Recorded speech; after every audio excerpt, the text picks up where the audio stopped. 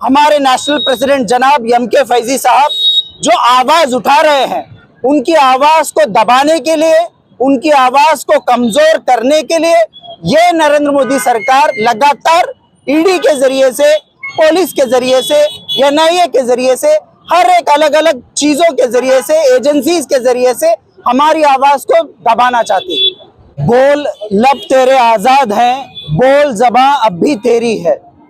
आज पूरे मुल्क भर में जिस तरीके से मुसलमानों, दलितों, क्रिश्चियनों और मार्जिनलाइज्ड और आदिवासी कम्युनिटी के खिलाफ जो पॉलिसीज बन रही है, उसके खिलाफ जो social democratic party of India और जो हमारे नेशनल प्रेसिडेंट जनाब एम.के. फैजी साहब जो आवाज उठा रहे हैं, उनकी आवाज को दबाने के लिए, उनकी आवाज को कमजोर करने के लिए ये नरेंद्र मोदी सरकार लगातार ईडी के जरिए से, पुलिस के जरिए से, एनआईए के जरिए से, हर एक अलग अलग चीजों के जरिए से, एजेंसीज के जरिए से हमारी आवाज को दबाना चाहती है। पिछली मर्तबा इन्होंने हमारे नेशनल बैंक अकाउंट को इन्होंने फ्रीज किया। फ्रीज कर ये हमसे, हमारे प्रोग्राम्स हमसे छीनना चाहे, लेकिन अल्हम्दुलिल्लाह social democratic party of India जिस दिन जब हमारा नेशनल अकाउंट फ्रीज किया गया था, उसके दूसरे ही दिन लाखों की तादाद में हमने मैसूर में बहुत बड़ा एक प्रोग्राम किया। और आज भी वक्फ प्रॉपर्टीज, वक्फ इसके अमेंडमेंट बिल के खिलाफ हम लोग पूरे देश भर में, जिस दिन इस बिल को पार्लियामेंट में लाया गया और राज्यसभा में लाया गया, उसी वक्त social democratic party of India ने पूरे इंडिया के अंदर 500 से ज्यादा प्रोटेस्ट और प्रोग्राम किए, जिसके अंदर लाखों की तादाद में लोग शामिल हुए। ये चीज बर्दाश्त नहीं हुई।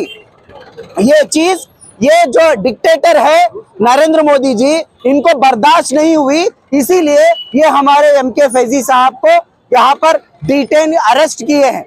ईडी के नाम पर ये जो ईडी का केस डाला गया है, ये केस कुछ भी नहीं है, ये केस कुछ भी नहीं है। ऐसे हजारों लोग जो आज जेलों में बंद हैं, आज जो लोग जेलों में बंद हैं, उनके ऊपर ऐसे ऐसे केसेस डाले जा रहे हैं। बैल चोरी के नाम पर, मुर्गी चोरी के नाम पर, ये चोरी वो चोरी के नाम पर उनको जेलों में डाला जा रहा है। कितने हजार दिन हो चुके हैं, 3-3, 4-4 रमजान उनके गुजर चुके हैं, उनको जेलों में डाला गया है। उनके लिए आवाज उठाने वाले हमारे एम.के. फैजी साहब, उनके ऊपर भी ये ईडी का केस डाला गया है। हम इसकी कड़ी निंदा करते हैं, कंडेम करते हैं, और हम इसको चैलेंज भी करेंगे और डेमोक्रेटिक तौर पर हर वो फोर्स इस्तेमाल कर डेमोक्रेटिक वे में हम इसकी लड़ाई लड़ेंगे। हम यहाँ पर नहीं रुकेंगे।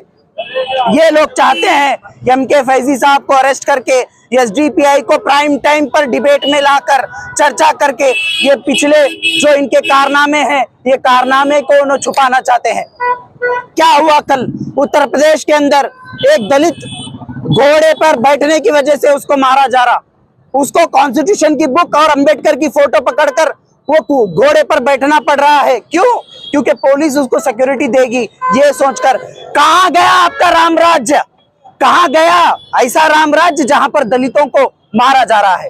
क्रिश्चियनों को हमारे नरेंद्र मोदी जी क्रिसमस के दिन बहुत सारी बधाई दे रहे हैं। उस वक्त हमारे नरेंद्र मोदी जी बधाई दे रहे हैं क्रिसमस की, लेकिन क्रिश्चियन कम्युनिटी को लगातार हर जगह वहां पर अत्याचार हो रहा है, हर जगह अटैक हो रहा है, मुसलमानों पर अटैक हो रहा है। इन तमाम चीजों पर सिर्फ और सिर्फ वाहिद पॉलिटिकल पार्टी एसडीपीआई बात कर रही है, इसीलिए एसडीपीआई को टारगेट किया जा रहा है। और हमें और आप सबको ये मानना होगा, आज एसडीपीआई को टारगेट किया जा रहा है, कल आपको भी टारगेट किया जाएगा। इसीलिए आप आज एसडीपीआई की आवाज बनकर, एसडीपीआई के साथ कंधे से कंधा मिलाकर एसडीपीआई की आवाज बनकर आपको आवाज लगाना है और इस मुल्क में हो रहे तमाम एंटी पॉलिसीज के खिलाफ आवाज लगाना है।